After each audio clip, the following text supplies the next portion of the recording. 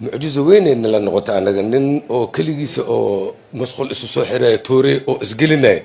هم معجزة نقول نقطة ماشان أو حتى بيت الله nin isku dhex bireeyay masjid ku yaala magaalada muqdisho waa dhacdo ugub ah in masaajid aad tagtid oo aad mid isla dhacdid masjidka gudihiisa ma ahane waa musqush inuu galay ayuu mid isla dhacay yaa daawade waa dhacdo ugub ku ah wadankeena Soomaaliyeed maanta waxaa magaalada muqdisho ka dhacay masjidka Macalin Nuur ee degmada wada jir wiil masjidka uu imaaday inuu dukado markuu masjidkii yimid ayaa wuxuu aaday musqush markuu aaday oo isku soo xiray ayuu wuxuu watay midii aan caadi ahayn oo birbirqays musqush isku soo xiray markuu isku soo xiray ayuu wuxuu isla dhacay midi dadkiina waa taqaanaan musqush markii lagu jiro dadka badanaa masaajidada saf ay ku jiraan musqush sugayaan leena lagu jiraa si loo sugayo ninkaan musqush inuu ka soo baxo waxa musqushi ka soo dareeray dhiig dadkii oo dhan ayaa musqushi sugaya ayaa naxay waxay dheen sheekh u jiraan imaamkii masjidka iyo maamulka masjidka la wacay waa la fiiriyay ninaab dhex yaalo oo mid isku dhuftay is garaacay caadi inuu isku dilay rabo maamulkii iyo dadkii oo dhan way shoogeen waxay dheen sheekh u jiraan ninkaan maxaa ka qaldan hadeertaan waxaa la dhahay ninkii waxaa loo qaaday isbitaal ninkaas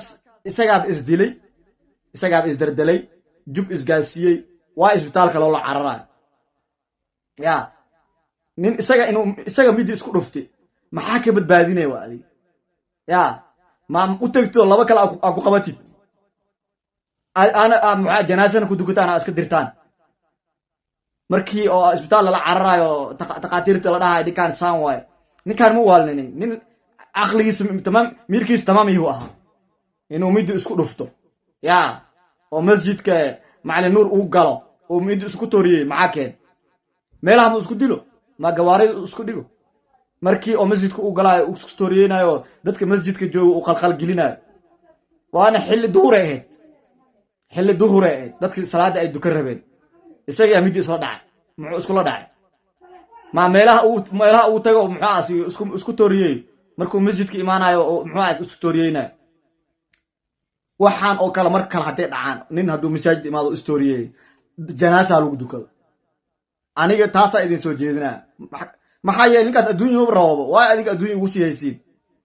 ina adduunyo ku sii haysiin aad dhahdan ninkaan taqtar ha loo geeyo muxuu asiga caafimaadkiisa hala fiir maba ahaabe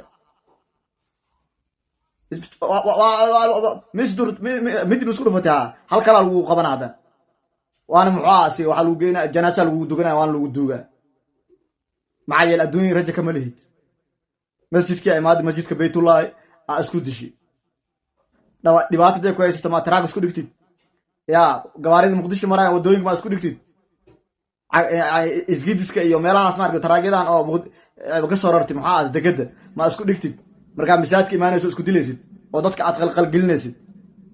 daawada intaas waxay iga tahay dhiirigelin waa idin dhiirigelinayo ha laga yeelin qof laga yeelay ma laha masjid inuu dilo u galo isku dilo oo dadka qalqal geliyo musqush ya tirtira adirtaan